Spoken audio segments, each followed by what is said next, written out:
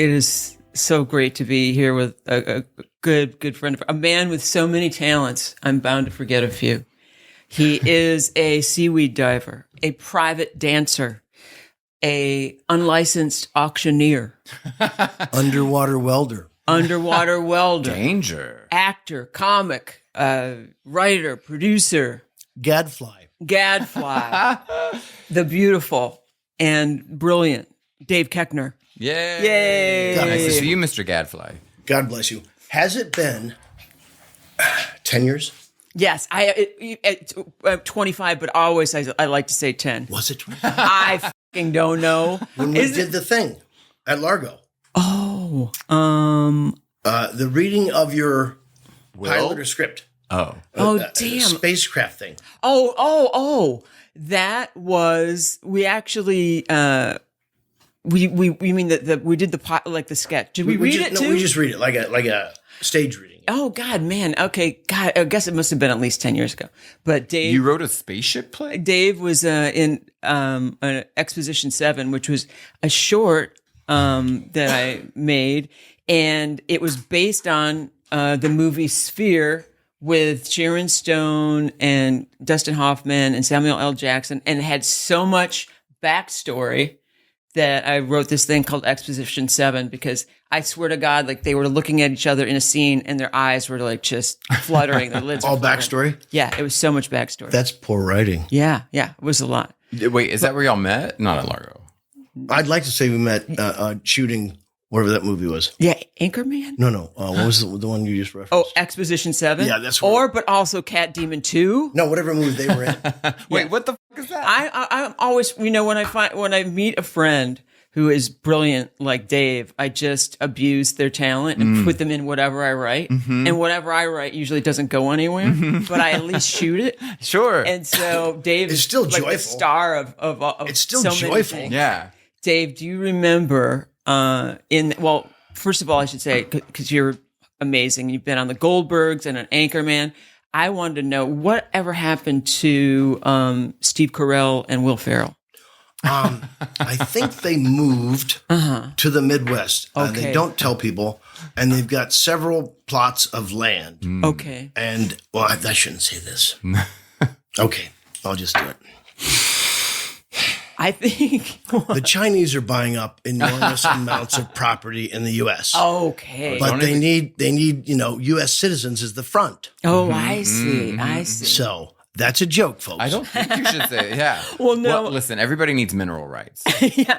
And it's the last thing AI can't claim. I also think that maybe it's in SAG, it's a SAG bylaw that either Steve Carell or Will Ferrell has to be in streaming or a movie every, I think, 20 seconds, maybe? I hate to get political, but I always say Hunter Biden looks like Steve Carell on Oxy. Okay. That's not political. He's not in politics. Thank you so much for the clarification. Thank you. He is a straw man they keep throwing into the mix, and it has nothing to do with politics. And Dave, you've been going on the road and doing everything. 40 weeks this year. Wow. What? 5 kids. Wait, in each? Do you bring your kids with you? Oh, no. Or you had a kid in every city? Yeah, in each week. No, the last time I brought them, I took the girls to, I have 3 girls. I told them last year, if you see a city you're interested in, let me know. They chose Naples, Florida in July. Wow. No. Yeah. Oh. I've done cruise work. I've worked on cruises, and you How is leave in places. Wild. It's weird. It's crazy. I didn't let you finish your story. Oh, okay, go. No, wait. I want to ask you more about. You're going on the road for real for 40 weeks. Yeah. Wait, you already did? No. Oh, you're doing it now. Yeah. Okay. I love touring. I love being on the road and like performance. I don't mind airplanes. I don't mind airports. I don't mind hotels. I think people who complain about being in a hotel are nuts. I'm like, that is the life. It's free cable. They are welcome to it. Someone's going to clean your room. And people look at you when you're in the lobby like you're important or you're stealing. But either way, I like the attention. Do you know what I mean? Every time you leave, they're like, has he paid for that room? It's like that. Wow. Yeah. You don't think that, maybe that person got thrown out? I also honestly think when I'm walking out into a lobby, people think I just had sex with someone. That's my number one thing. I have that kind of... May I... Oh, there's a question. A point of order? Yeah. When you walk into a hotel lobby... Correct. The 2 things that are most present in your mind is people don't think you belong there, Yes. or they want to have sex with you. Because I didn't earn it and I can't. Is that earn what it. you heard?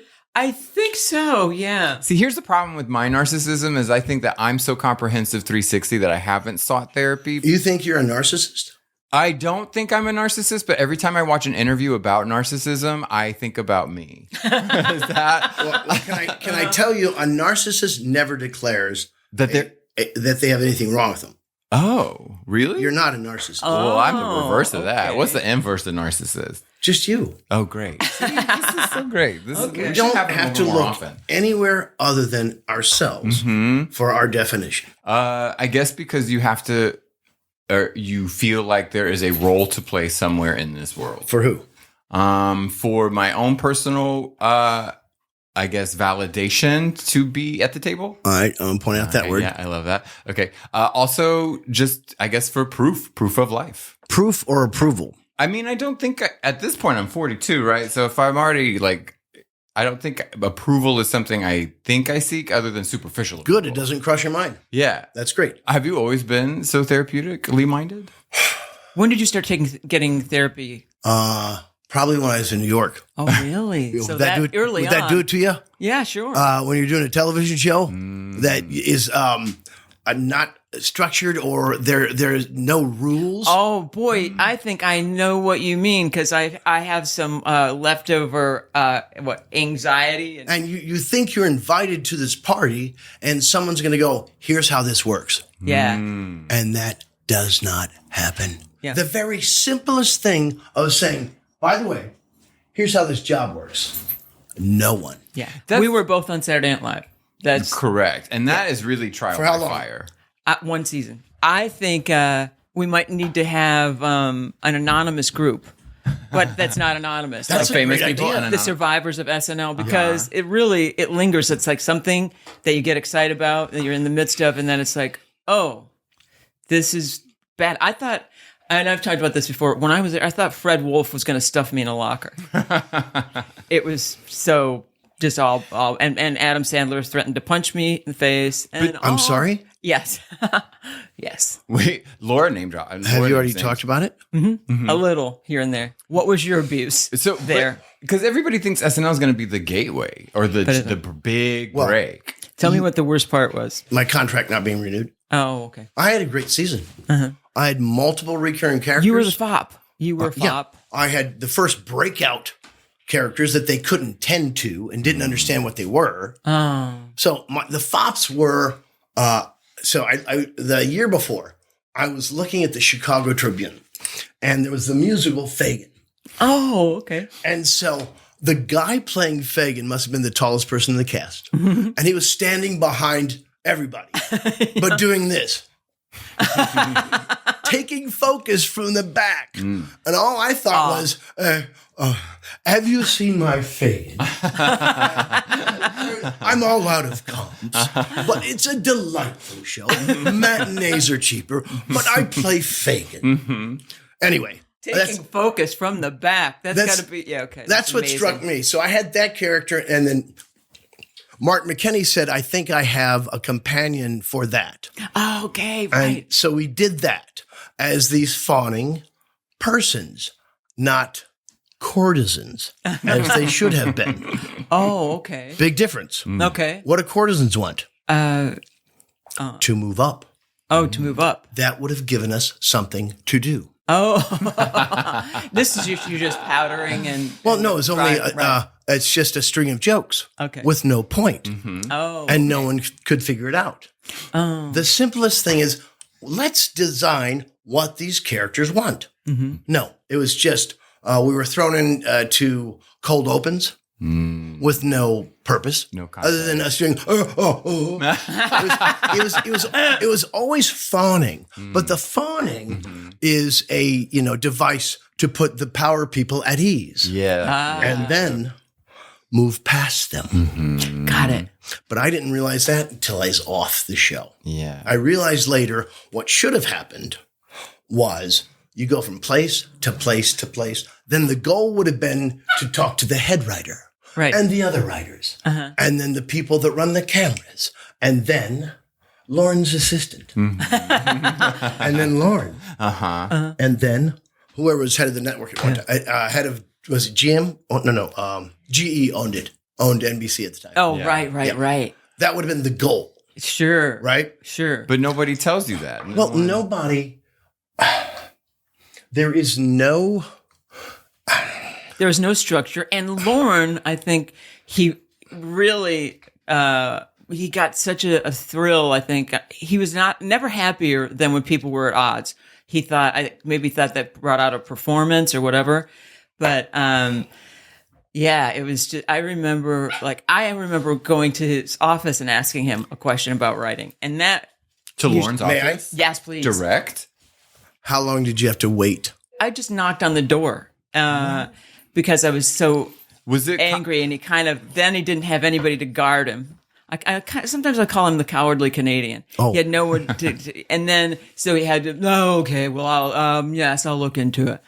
Was there an open door policy? No, there was never. So that's a ballsy move for someone to just That's go a shut in. door policy for sure. But that's broad. Like that's a ballsy move. Well, I mean, and I remember there was a time when let's see, Dana Carvey was a guest, and Mike Myers wanted to do Wayne's World, and he was asking Lauren about it, and Lauren gave him this much of a thing. I remember this so clearly because I think I went on antidepressants the next day. I thought I've got to be on meds like everybody else here. But Lauren gave him and Mike Myers was pretty big then, and he gave him this much of a crack in the door, and he opened the door that much. Yeah, to Mike Myers, because this is like 1 or 2 in the morning whenever he's writing. Because Lauren's there that late also. Yeah. Okay, he said he just, right. he doesn't want to. He goes, this is inconceivable. Everybody wants to see Wayne's World, And so, he's near tears, and Lauren wouldn't open the door all the way, and that's when I started taking meds. But although it was just, I think there was no real empathy or compassion towards anybody there. It's Comes from the top. Yeah. Here's what I just realized in our conversation. Lauren, on purpose, doesn't give structure. Mm-hmm. Yeah. It's all chaos. It's like figure it So out. then what can he do? Exactly. Easily criticize it. Mm-hmm. Yeah. It's not my mess. Because if he actually had a structure and gave real notes, he could be wrong. Exactly. Boy, that's really smart. And do you know that his name is on as a writer on every show? Well, yeah. more money. Yeah. But God bless him. But okay, so in that moment, because I feel like that show is enviable, and I don't think people realize the inner workings that it's competitive, and that again, Neither did I. But that's what I'm Did you? saying. No, and I thought it was going to be. Well, everybody warned me. Everybody said, because I was writing on the Roseanne, they said you're going to be miserable. It's sexist. It's don't go. Just keep building your writing resume. And I went for the dumbest reason. I went because I used to watch with my mom, and I just thought, well, I'll be angry at myself if I didn't take a chance. You followed your heart. Stupid, No, Laura. No. My heart, I don't know. You followed your head. Yeah, I just thought I'd regret not going. I don't know. For sure. Did It's you an do it for your mom? opportunity. Did you do it for your mom? A little bit, yeah. It's hard not to. Yeah. Of course. And also to be on camera versus because you were writing for Roseanne, that puts you in a different position. Yeah. Yeah. I mean, how can you say no? Because then the rest of your life, you're like, what would it have been like? Yeah. Even if it's bad. Yeah. Yeah. Well, once you make the decision, it's over. Because that's how I feel about things I've said no to, which I never say no to, but the rare occasion I do, and I'll spend the rest of my life thinking about those things. Why? I fucking hate, because I feel like I've made mistakes, and it's another weird tangent you could go. You made a mistake at that time. Yeah, but it's you don't over. make it again. Yeah. But what things are now could be different than Maybe. Maybe, yeah. But that maybe is really hard to grow Maybes out. don't Yeah. exist. Yeah. It's in the past. True. But You've got to live life now. I am. I fucking showed up early for Christ's sake, which I hate. I'm never As opposed to Wait me. a second. No, Dave, I didn't mean like that. Dave, this is something I didn't look up, and I'm not sure because if you've ever told me, do you, I know you're from Missouri. Big family? Central Missouri. I'm one of 6. kids. Oh, okay. Yeah. Where are Irish you in the Catholic. six? Third, of course. Show business. Look at me. I need some attention now. Mhm. Are you the funniest out of the 6? Is that a statement? I believe so. Yeah. You made your brothers and sisters laugh. I was so annoying. I was very different than my family. Completely, let's see, psychically, intellectually, temperamentally, nothing fit. So the Catholics, what they do is install. So you've got you're born with your mainframe, and the job of a parent, and I found this out too late. The job of the parent is to allow the child to create their software Oh. and notice it and tell them, "Oh, I see you had a different. How do you make their software? What are you interested in? What makes you laugh? What are the things that you know about yourself that you don't have to agree with anybody else? Those little things." Right? So you have to put in your own software. Catholics give you the software, Right. and that's the end of it. Yeah. Yeah. No illegal You downloads. cannot deviate. Well, so were you in plays in high school and stuff? It's a very small town.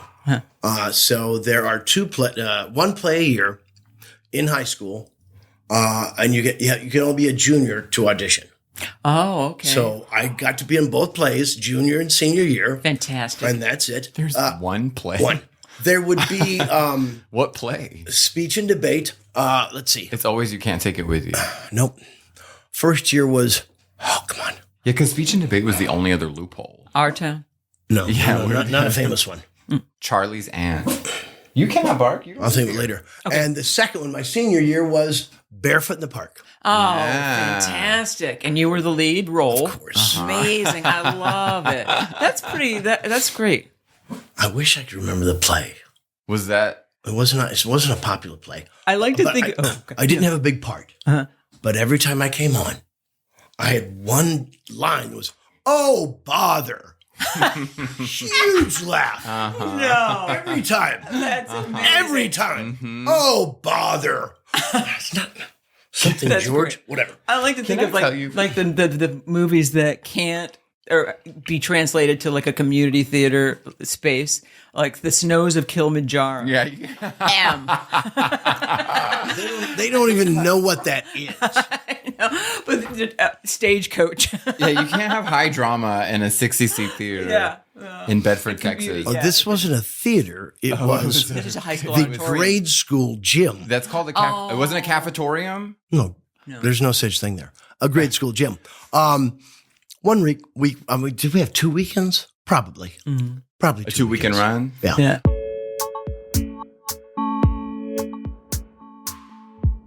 I was going to do a podcast called Get Me the Mayor because I'm doing 40 weeks this year. And my brilliant idea was I will talk to the mayor 2 weeks out and then I'll build a bunch of interest.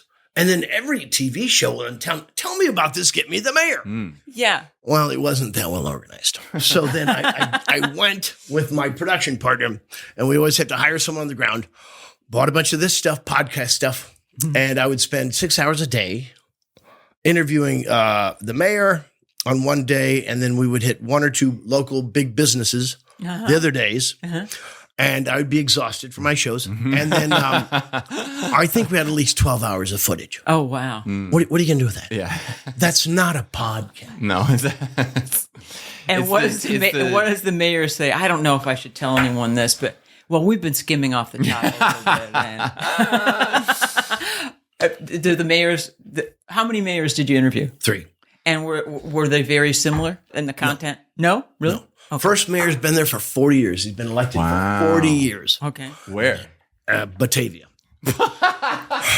And he Jesus Christ. He wants to Daniel. talk You to had you. access to the collider?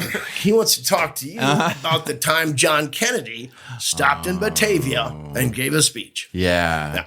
Can I tell you, one of the scariest math teachers I ever had, who was the only one I ever connected with, she was the meanest, sternest person you ever met. And then one day she just waxed poetic about the day that JFK just drove through the town. And that's what gave her hope to get out of town and become an actress. And then now she's a teacher, but she told us that all of her rooms were a performance. Anyway, but yes, that was all. She shouldn't have waited. She should have made the decision. It takes one decision, then it's all over. That was the biggest thing that ever happened to her was when JFK drove through the town. Isn't that great? Miss Phallus. What a horrible name. Yeah. It is. For when your room is a classroom full of 14-year-old kids and you have to stand there and say, "Hi, my name is Miss Dick." I think about where I was when Garrett and I were stoned and driving to a party, and we saw we weren't driving, we were in a lift, and in the headlights of the lift we saw somebody's naked legs on top of a car. And somebody going into those legs. We saw somebody getting fucked on a car. Yes. Oh, it wasn't an accident. No. I made it sound JFK. like an accident. No, but just where you are when you're stoned and going to a party. Do you remember that, Garrett? And I even remember the song that was playing. In their car? No. No, when we saw it, when we're all flipped out, it was Michael Jackson's She's Out of My Life. Yeah. While they're making love. Uh-huh. We're two men. Oh, two men? fine. Yeah. I was seeing that. Yeah. That Was it in the actually back of the tracks. car? No, it was on the on front the of a hood. And the first thing we saw were legs in the air. And then as we got closer, we saw the other guy In between with the his legs. pants around his ankles going like, So They their were probably preference- moving- Their preference was be limber and be back, so you do face to face, as opposed to how I assume it always happens. Is the room... What? no, they weren't face to face. But his legs were in the air, so he was on his back. Back? Yeah. Yeah. And then the guy... Yes. They weren't face to face. Right. But like it's like a The one guy was face. 90 degree face. All right. Laura, show us. And then This covers a lot of ground. yeah, and then I'm this person, right? Yes. Okay, yeah. You can see each other. that is face to face. I told you. Okay, I'm wrong. I beg everybody's pardon. There's potential for love there. The There body sure is. chemistry was off the charts. I was so into you Can just we now, send I it- can't even say. Can we send a snapshot of that to my parents and tell them I finally scored with a woman? It only took 4 decades. That's not true. I had a spell in my 20s.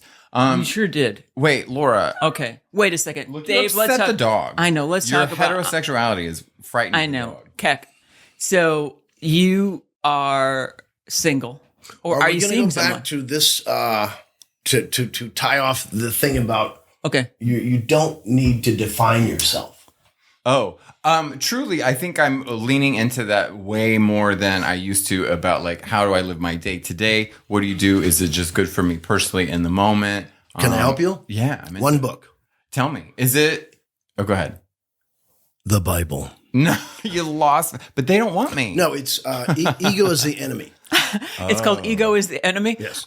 Dave, I love you so. I'm when not you said kidding. the Bible, I thought, I'm not kidding. It's like, here we go. So- I was like, of course, the man in fancy boots It's is going to talk about to the us about the Bible. Stoics.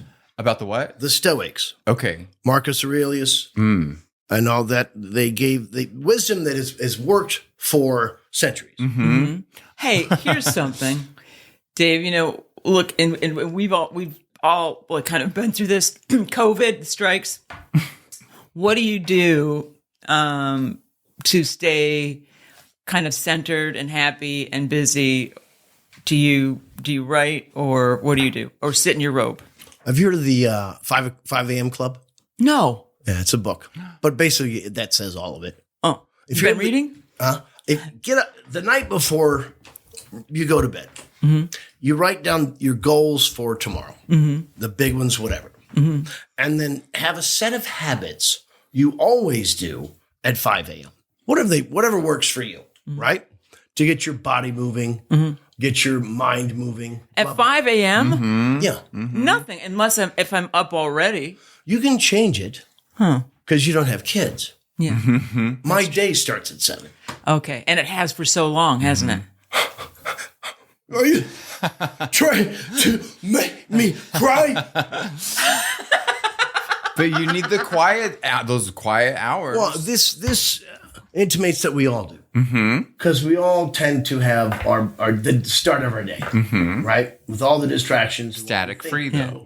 Sorry. Dave- What we think we have to participate in, right? I like to say that you never know what it's like to not have kids till you don't have kids. Do you take trips. Yeah. I get up whenever the hell I want. I drink out of the milk carton. She drinks out of the toilet. I drink out of the toilet. I get stoned. I lay around with we Garrett and I like get stoned and eat barbecue potato chips until morning. No, I'm sorry. You can't do that when you have kids? I don't think. Well, Do I feel like your child? no. Okay, thank God. But write down the things that are important in the morning that you intend to do in those 2 hours. You give yourself 2 hours. Yeah. Well, 5 to 7. The world starts at 7. Correct. Can we agree on that? Even on West Coast time? Well, our 7. I'm on the time zone that I'm on. But see, that's why I like West Coast time, because the time at 7 a.m., the rest of the world has pretty much dealt with the day. Okay. So then it's mine for the fun. You I can know, o- but you can how do only you be- do that, Dave, and work at night? You've been doing stand up at night. Oh, no. I will adjust it on the weekends. Oh, okay. Yeah. Okay. Do you do that on tour when you're on the road? I just started Oh, okay. Okay. a week and a half ago. Okay, How's it that's, going? Dave, it's not going to last. That's fucking crazy. No, I'm with you. Check in with me. When I used to, especially in COVID, that was when I would get up early and you just get shit done in the first couple, like hour and a half. And then the rest you have this sense of accomplishment. So then whatever you do for the rest of the day, good or bad, it's like you already accomplished You're already happy. something. Right. Yeah. Did something. And so that itch or whatever I wasted time. That habit? All of it. Or you're free to roam, especially as a creative person when you need quiet time or alone time and all that shit for something to bubble up and come up. For me personally, it's like, if I didn't do my responsible things, then I can't be creative. Like you start getting that weird homework guilt. If I didn't complete my goals Right. Or I didn't. that you set the night before Yeah. that are easy. Well, to me, So you have long-term goals, and how can you do something to affect those every day, right? yeah. That's your job. That's your habit. Right. Dave, Where were you 30 years ago? I know. I was going to say when you were I wasn't thinking like this. you're a great dad to both of us. And just in general, I can tell. But Yeah. Where Dave, did your enlightenment? You said Yeah. you didn't used to think that way. So when did you become? I didn't have the tools, and I had not done the reading for those concepts. I'm from a small town in Missouri. Yeah. What? Not Batavia. No one is intellectually curious. No one in that town even knows what those two words mean. Yeah. People don't have dreams. Yeah. They have jobs. And then they have church. Right. Did you grow up on a farm? No, I grew up in town of 2,000 people. Okay. My father was a manufacturer of livestock trailers, specifically for turkeys. Okay. Not turkey coops you put in the backyard. If you've ever seen turkeys go down the road. Yes. Yes. I want to loop us back around. So nobody thought like you and your family or your parents. So then when they saw you on TV for the first time, were they like, oh, he's really got it. He's got what it takes. I don't know how honest to be. Go ahead. It's a world they can't conceive of, right? So I was a poli-sci major. I'm surprised they let me do that. What's the practical end? You're going to teach, you're going to be a lawyer, or you're going to work for a powerful person who's compromised and whose character and ethics you don't get along with. Sure. Yep. But I was always interested in politics, and my parents had to have a major, right? Yeah. So, but I think my interest in politics was only driven by my desire to be in front of people. Yeah. I think that's a lot of people's. Now, think about Tipton, Missouri. There's no internet. There's not a library filled with how do I become an actor, right? There's not an acting class anywhere. I've never met an actor. All I know is the stuff I like on television. Which was what? What were you into? Comedy. Like what, though, specifically? Abbott and Costello, Marx Brothers. Yeah. Early, my dad watched those. And then as SNL came on and Monty Python and SCTV, SCTV. because I was 12, 13 then. Yeah. I'm Right? so sad Martin Mull is dead. You knew him, right? Yeah. I'm so sad about that. We're off topic. Sorry. That's your job. I assume you're the producer. That was him. We have to go tangent. But Daniel. you were watching, you liked old comedy, and that was what you were like, I want to be a comedian actor, or you wanted to be an actor? But you bonded with your dad, Comic actor. maybe watching that stuff. In a way. Oh, okay. My dad was a very hard worker. He was one of 9. He probably started working for his dad when he was 4. Oh, wow. He let me wait till I was 7. Tipton. Was there like a family here where y'all was the whole family from Tipton for like generations and stuff? My grandfather, Joe, was adopted out of New York. Okay. From the Sisters of Mercy. Yeah. All we know is that his mother's name was Williams. And then they would send these kids, orphans on orphan trains. So when he was 4 or 5, he got shipped on a train with his sister to New Orleans. And then they were transferred all over the Midwest. Yeah. Oh, wow. He and his sister were not kept together. Oh, no. So he's torn from the one place he knows, somewhere else. Who's going to tell this kid? Go. So then he's now with these people. Who, my understanding, my grandfather, who I never met, was not a person that talked. Oh, great. So my dad said his dad would be, you'd drive for whatever, miles, and he'd make some comment that was insignificant. So what's that? And so, at that time too, if you couldn't have kids, there's a lot of shame to it, right? They have no idea what science is. Right. So, no, that was Joe's dad. That guy, yeah. And so I don't know what his upbringing was. I'm guessing it was very harsh and he had to work very hard.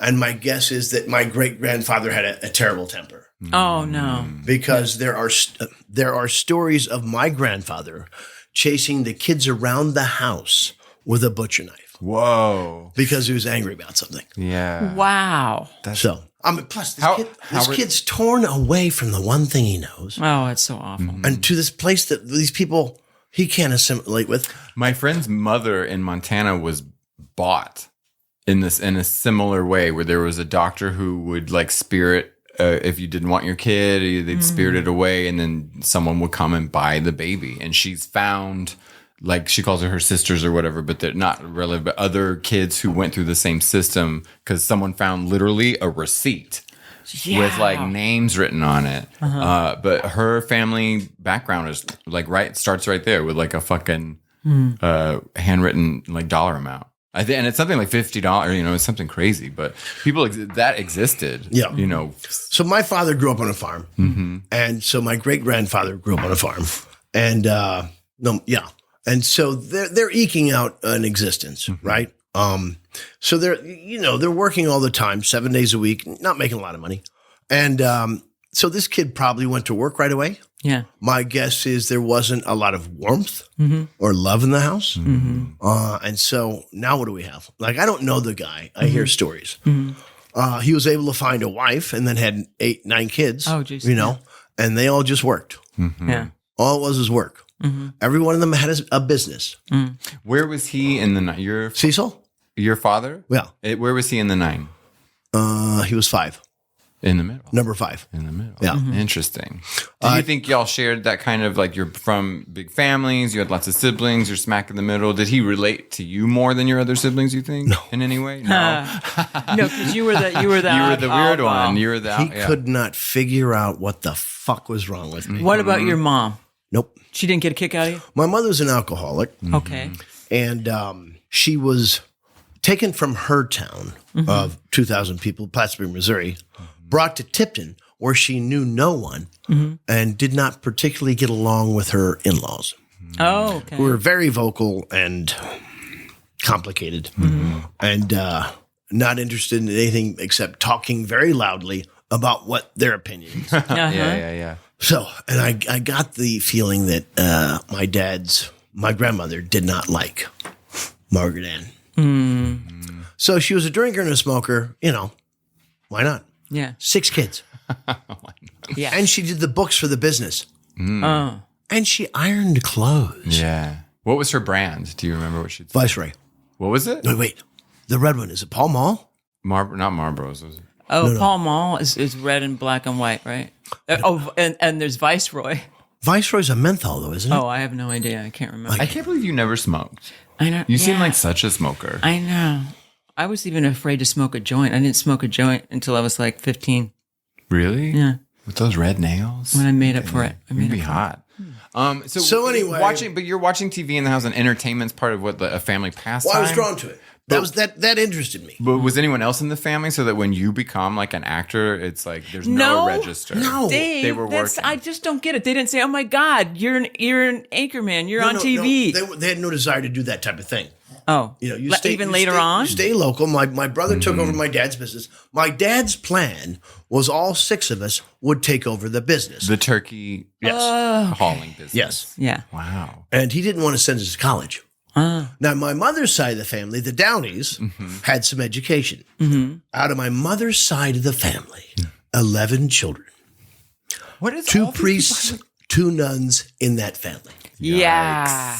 Catholic. Run screaming. That's really scary. Yeah. The thing about small town, because I'm from Texas, where there's a lot of like religious oppression everywhere. It's in your school. All my teachers, my parents knew them from church. Like that happened every year. Yeah. So you can't misbehave not that I felt like they would out me or anything, but there's just these weird religious parameters in a small community like that. Whether you want to believe it or not, you have these weird guidelines of shame. But on every level, how are you going to live your life? Why aren't you married? Why don't you have kids? All those things fit into that weird shame framework, like you said, the download. I give people this answer when people ask that. Ask me if I'm going to have kids. Are you going to have kids? Why are you interested? But you have 3 kids. 5. You have 5 kids. How old were you when you had your first kid? I think 36. I got married late. Okay, well that's not late. But you also so you're one of 6. You have 5 kids on both sides. There's 11 and 9. I did not intend to have 5 kids. Yeah. Wow. But I'll try and make this a very short story. We got married and got pregnant immediately. Charlie came 5 weeks early. And he took the uterus with him. So my now ex-wife, favorite 2 words, still had her ovaries. And she made it her mission to go through surrogacy and have more children. Okay, yeah. So on the day, what you do is you go to a surrogacy agency, you give them a lot of money, and then you are matched with a surrogate, more money, and then there's a 25-page contract. Wow. And in my stand-up, I say, then I buy a small truck, fill it full of money, and leave it at her house. Corn pone. And then they wheel her into a very nice operating room, and they pull eggs from her ovaries. Yep. And I guess they put them in Petri dishes. I'm led to a mop closet.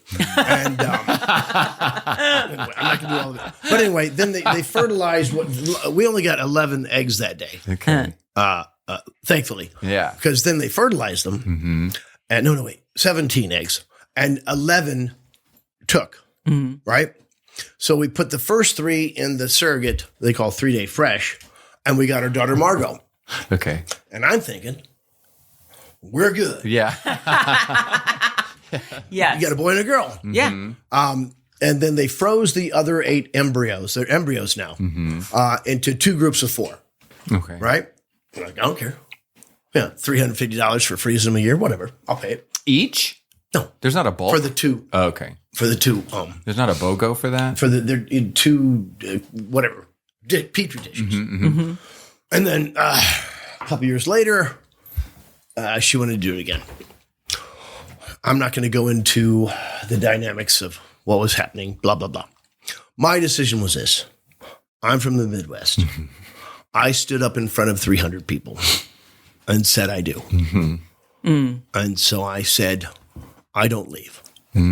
I keep going. So when it came time to expand the family, I didn't even give it more thought. I was like, I'm here. Fuck it. Let's see. It's not going to work anyway. It's been 6 years. Yeah. Thawed that first group out. When they thaw them out, the embryos will keep reproducing or they'll fragment. So there was only 3 good ones. Put it in a surrogate. Twins. Yeah. Amazing. Oh. Yeah, the sell-by date is not necessarily the expiration date. Right. Yeah. That's when the boat sinks. Yeah. Twins. Yeah, that's overload. So there was one last group of 4 embryos. And I'm like, no. Yeah. No. You've compromised enough. Yeah. I mean, come on. Yeah, you unplug the freezer. You trip over it on the way out? You don't keep them in your house. No. Oh. They don't give you rights? They're not just in the garage in the third refrigerator? I didn't say they don't give me rights. I said they're not in my house. Visitation rights. You can't just go see the embryos when you want to. Now I'm seeing all of it in a turkey coop, being hauled somewhere. In a moment of weakness and kindness, I said, "All right, let's try those last 4." Oh God Almighty! And it's been 10 years. I'm like, "There's no fucking way any of these are gonna take." Why would you think that when you had twins, when you thought it wasn't going to happen the last It's been time? 10 years now. Okay. Thought them out. One viable embryo. That says a lot about your potency too, doesn't it? Thank you. Daniel, That's why he doesn't need validation. can I give you a word of advice? I want more. Yeah, give it all to me. Don't look me directly in the eyes. It's coded. You're pregnant. I'm not- I can't believe it. What is called a tubular pregnancy. Whoa. Probably in your vas deferens right now. Like this? He just impregnated you. Your vas deferens have tubes. Yeah. We know about that It's because so nice of him to assume that at the age of 42, I still have all my That would tubes. be, that's our sexual organs in the male body. right, because I keep promoting vasectomies. I keep saying get a vasectomy. I know. Every time to my friends. Every time I'm at Laura's house after sundown, she brings up vasectomies. But not during the day. No, never. Because she. Right. So So then you need to get someone to blow you tonight. Easier said than done. I'm 42-year-old. Now I have to pay it forward. You have to blow them first at this age. How much money you got in your pocket? Right now, it's full of dog treats. I just want to find out. So then you had Eve was the last baby. And why didn't you say, look, it's not murder. It's not. It would take me 3 days to go through. Okay, you're right. Okay. I'm not going to say anything bad about a person. Okay. But it was easier just to go, oh, what the hell? I don't care. I'm here. I'm never leaving. Well, maybe this will be a better day tomorrow. Because every day you say to yourself, well, it's going to be better tomorrow. So Dave, right now, you're starting life again. You're divorced. Are you on the dating scene? I dated a girl for 3.5 years and it's over. Okay. So aren't you kind of, do you feel like, wow, you're kind of reliving, I don't know what, your 20s or like now you can date and kind of have fun and you don't have, and your kids are older so you don't have as much responsibility or? Well, I'm on tour 40 weekends a year. Okay. I'm not a guy that chases girls. I just, for what? For what? You could. I know, but here's my problem. Okay. So what do you want to chase a girl for? Money. Sex. Yeah. Oh. It's the first thing a guy thinks. Sorry. You're not thinking what happens after sex. Correct. Are we supposed to? Right. You have a responsibility to that human being because when you put yourself inside a woman's body, she allowed you in her body. That's a big agreement. It is. She's not having sex. You are. Because most likely you didn't have the romance. The girls don't have sex. Right. They have an experience. It's different. Yes. They have a ride home at best. But they have an experience. That's why I think the shocking thing about like gay hookup lifestyle is that you can walk in a door, have sex with a man, and leave. Perfect. Without saying it is actually perfect, but without even saying a word. What's the difference? No names. I feel like there's the responsibility. Procreation. Oh, Right. There is no procreation in male sex. correct. Thank Boom. God. Yeah. There's no exactly. There's no responsibility afterwards. So, Dave, are you still a Except Catholic? for the quiche. Someone has to take the quiche out of the oven. I don't practice. Okay, fantastic. One, I guess, could argue if you were baptized. Okay, because you have daughters, I will assume you're pro-choice. Of course. Oh, goody. Oh yeah. How does that go? When you come I mean, from I don't know because like I'm left of Karl Marx. when you have kids, do you go through a thing where and you come from a crazy religious background? Do you like I want It to wasn't keep that them crazy. I ended it. well, I when left you it behind. come from Yeah. a religious background and you have kids, are you like I want to keep them as far away from that? I want to expose them to that. Like what is that in dialogue? Cheap like? private school in LA is Catholic school. So then I would have a conversation. This is an answer to a test. You have to give that answer. We can talk about whether or not we take it as truth. We can have it as a discussion, right? But it's so boring, it doesn't stay with you anyway. Right. And because we didn't go to church all the time, and I never forced them to go to confession, they were relieved of the shame of it all.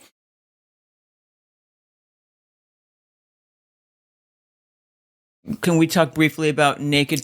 First of all, three-legged dog. Yeah. And then naked Two-headed dog. Two-legged dog. And Two-headed. Two-headed dog. I like three-legged dog better a little okay. bit. They're always That's your nicer. man. You ever meet Okay. a three-legged dog? They're always nice. No, and two-headed dog and T-Bone and naked trucker. What was it? Naked trucker and T-Bone. Yes. You and Dave Allen, you toured a little bit as that group. No, you're just here, just in California. Okay. And are you still in touch or not? I called Dave on his birthday. Okay. Yeah. You know, we had the brief 8-episode season on Comedy Central. Oh, okay. It was very compromised. It wasn't our vision. It was theirs. They didn't know what it was. I'd been doing it 9 years at that point. And I thought, well, this is it. I can't. Yeah. If they're not going to listen to me, it's not. Well, our show should have been like storytellers. Remember the storytellers on VH1 or Behind the Music? Yeah. Oh, yeah. Where you come out and you have a song. Right. And the rest of the episode is telling stories about that song. Oh, that's, yeah. Right? Right. Because our songs are all tales, Yeah. But they wanted it to be Mencia. Oh. We literally would go out, host the show, throw it to sketches. We weren't a sketch act. Yeah. Oh. Can you talk about that for a second? Especially like there's no roadmap to fame and there's no roadmap to like show business. But even creatively, when you get a TV show that's yours and it's like it's your vision, but there's all these other people that are going to curtail, cut off, reshape, rename every aspect of that. What is that like for a performer when it's your creation, but someone else totally has the keys to the car to change it? Like, what is that It's like? very frustrating. And but you don't want to lose the opportunity. It's not like you want to just walk do it. away from that, Yeah. right? So when you see the product at the end of it, and you watch something like that, and you can say it was not our vision, The show still would have worked had they not promoted it as. I said, don't you dare call this blue collar television. My character would reference Noam Chomsky in the show, for instance. yeah. Dave Allen would talk about Vietnamese yen. Yeah. So, our show was a disguise in some ways. Totally. You think you are talking to a couple of hillbillies, Yeah. but they're smarter than you. Yeah. And Yeah. we're talking about politics in a way that doesn't come across as politics. We're talking about the way we all think. At the same time, we've got this ridiculous relationship. Who's the straight man? Who's the comic? Yeah. The naked trucker's the straight man, in a way. So it was a very unique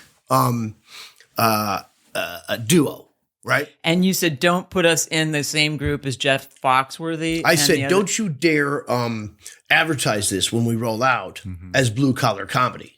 Because that was what was Well, that tells out your at the audience, time, Oh, right? right. I ain't looking at this. Totally, yeah. They called it Roadhouse comedy Oh, my God. That makes even less sense. without consulting anyone. Yeah. Wow. So that clearly means same thing. Yeah. Yeah. Oh. Was all that because the blue collar tour, all that shit was going on at the same time, right? So they were trying to kind previously. of capitalize on that. Were they trying to get into that demographic because it was so They popular? never had one conversation with us. Yep. Ugh. And at that point, it's filmed and done and dusted, and then it just turns into this other thing. Because you've been in a zillion movies, you've been on a lot of TV shows. There's usually a director, a script, and all this stuff that you do what you're there to do and work with everybody. But when it's your own thing, that someone has said, "Hey, we want to work with you on it," like how did you learn to, I guess, compromise, or have you learned to? Are Compromise? you saying they want to work with you on it? Like, okay, so you sold a show. No. That statement's important. No. They don't want to work with you. Yeah. Yeah. They're talking about budgets. Yep. Yeah. And these people felt like they always had to give notes. Oh, my God. Yeah. They had no concept of what the show was because there was no vision other than you do this and this and this. Now tell me, I'm going to tell Everybody has to put their stink on it. you. Yes, because or otherwise they don't have a job. Otherwise, they're not doing. I'm their going to job. say a Correct. statement to you and see what words bother you in the statement. So we would shoot these interstitials in the cab of the truck. Now, Gerald's always bothering Trucker. And Trucker thinks it's his mission to make sure this guy doesn't get in worse trouble. Yeah. Why else would he have me along? So we're driving, just filming a little thing. Trucker. Remember that range war between the Hatfields and McCoys? Yeah. Which side are you on? I'm not on a side. But I mean, just for talk. Pick a side. And I said, well, I'm wearing a hat, so I guess Hatfields. I'm with the McCoy. Ridiculous. What word bothered you where you couldn't get through the understanding of what I was talking about? Interstitial. That was before that. No. There was nothing in there that everyone Nothing, could understand absolutely everything. Don't say range war. What? Don't say range war. That is the thing that pissed me off more than anything to this day. Fuck you. What? You picked a word out of nowhere? Yeah. To object to. Yeah. Range war is older than you. Yeah. Oh my God. I pitched something to Comedy Central with Fred Armisen. We pitched this animated thing. And I swear to God, it looked like we were the parents that had shown up at summer camp a week before the kids were ready. There was a kid at his desk that looked like he was in a sleeping bag. There was this other woman ate during this meeting, our Zoom meeting. Disrespectful. Yeah. And I was just like, are we, interrupting your lunch? We're pitching and and it was, I was just, it was just awful. What was she Just eating? these young, I don't know. And it was like, we got up early. It was like 10:30, like little Zoom meeting, but I was just like, I had a hard time with that. But I know what you mean about if somebody wants to put their stink on it, which everybody does. They have to give you notes. Yeah. And I was shocked, like on the minor accomplishments of Jackie Woodman. That was my show with Dave Punch. And we were on IFC, which I think that Bob Goldthwait correctly calls the what is it called? The hidden witness protection. Oh, the witness protection program for shows, because they kept changing the time on everything. But anyway, so then anyway, it was the minor accomplishments of Jackie Woodman, and one of the executive producers had wanted to flash minor, so you knew it was a joke. So people would. Yeah, and so if you see it, it's on Amazon now. If you see it, it's flashed, and and I had a big argument. I said, let's just let it be that it's maybe she's proud of these accomplishments that are minor, and that's what it is. You don't have to like.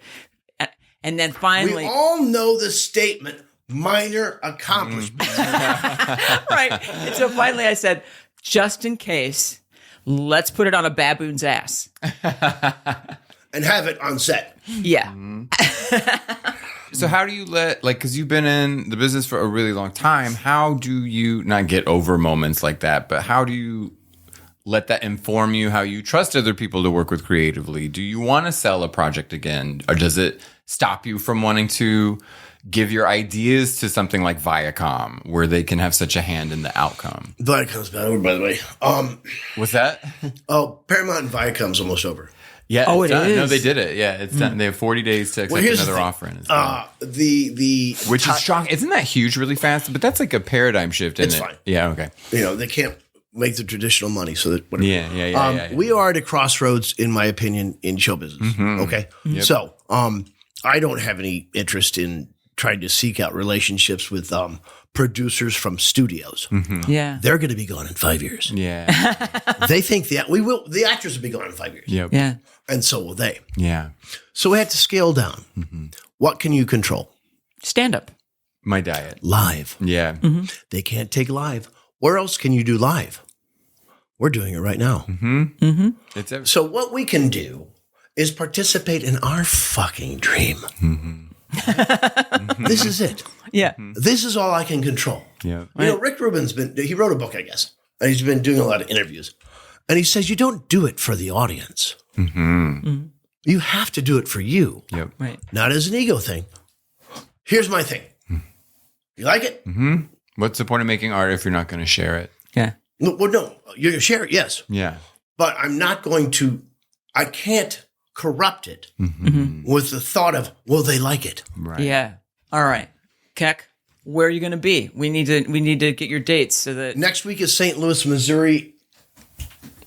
at the Funny Bone. Amazing. Fantastic. Then a week or two later, Alabama Stardom. Yeah, I don't even recognize the name Alabama. I've never been there. I played there for the first time this year, a different town. I should have that at the ready, shouldn't I? Do you need Alabama? Well, you know what we'll do? Well, where do people go My to? production assistant will send it to you.